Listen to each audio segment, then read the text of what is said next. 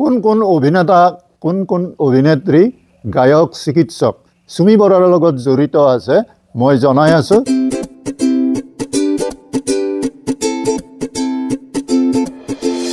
প্ৰিয় দৰ্শক চন্দিৰাম টকছলৈ আপোনাসকলক আটাইকে স্বাগতম জনালো আজি আমি আলোচনা কৰোচোন বাৰু যে সুমি বৰাৰ কাটি কাণ্ড সুমি বৰা আমলান বৰা তাৰ্কিক বৰা এওঁলোকৰ যিটো আমি ভিডিঅ' কৰি আছো সমগ্ৰ অসমত যিটো চাঞ্চল্যৰ সৃষ্টি কৰি আহিছে এই যিটো হাহাকাৰৰ সৃষ্টি হৈছে ইয়াৰ মাজতে এটা প্ৰশ্ন ৰাইজৰ মাজত উঠি আছে যে কোন কোন অভিনেতা কোন কোন বাগা বাগা মানুহ এই সুমি কাণ্ডৰ লগত তেওঁলোকে ধন বিনিয়োগ কৰিছে এইটো এটা প্ৰশ্ন উঠি আহিছে আমি পৰৱৰ্তী ভিডিঅ'ত যদি আমি এই লিষ্টখন তালিকাখন পাবৰ কাৰণে সক্ষম হওঁ আপোনালোক নিশ্চয় জনাম এতিয়া কথা হৈছে কি যে সুমি বৰা তাৰ্কিক বৰা এওঁলোকৰ অতি আত্মীয় সুমি বৰাৰ বৌৱেক জিংকি মিলি যোৱা পৰহি মহামান্য গুৱাহাটী উচ্চ ন্যায়ালয়ৰ পৰা জামিন পালে এই জামিন প্ৰক্ৰিয়াৰ কাৰণে কৰ্মৰত যিজন চৰকাৰী অধিবক্তা আছিল বিদ্যুৎ বিকাশ গগৈ ডাঙৰীয়াই কি ৰহস্য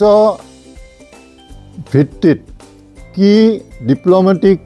কৌশলেৰে তেওঁ জামিন আবেদন মঞ্জুৰ কৰিলে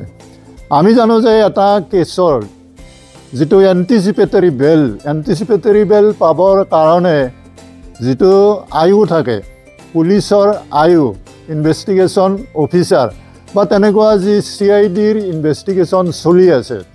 তেনেকুৱা তদন্তকাৰী যি সংস্থাবিলাক আছে এই সংস্থাবিলাকৰ যিটো কেছ ডায়েৰী থাকিব লাগে সেই কেছ ডায়েৰীটো আমাৰ বিদ্যুৎ বিকাশ গগৈ ডাঙৰীয়াই দেখুৱাইছিলে নে নাই আৰু অন্যান্য যিবিলাক নথিপত্ৰত থাকিব লাগে সেইবিলাক তেখেতে দেখুৱাইছিলে নে নাই কেনেকৈ জামিনটো পালে গতিকে অসমৰ ৰাইজে বিচাৰিছে যে বিদ্যুৎ বিকাশ ডাঙৰীয়াক অসমৰ ৰাইজে প্ৰশ্ন কৰিছে যে বিদ্যুৎ বিকাশ ডাঙৰীয়া কেনেকৈ এই প্ৰতাৰণাৰ যিখন মহানায়ক সুমি আৰু এই বিশালৰ লগত কেনেকৈ জড়িত নেকি how he has accepted, how he has granted the anticipatory bail without submitting the case diary and other relevant records of the accused persons. It is seen that Bidyut Bora has already neglected the rules and regulations of Honorable High Court. বিদ্যুৎ বৰা ডাঙৰীয়াই মহামান্য আদালতৰ যি নীতি নিৰ্দেশনা তাক তেওঁ নাচাত কৰিছে তেওঁ মই মতালিৰে কাম কৰিছে মই মতালিকৈ তেওঁ জামিন আবেদন মঞ্জুৰ কৰিছে গতিকে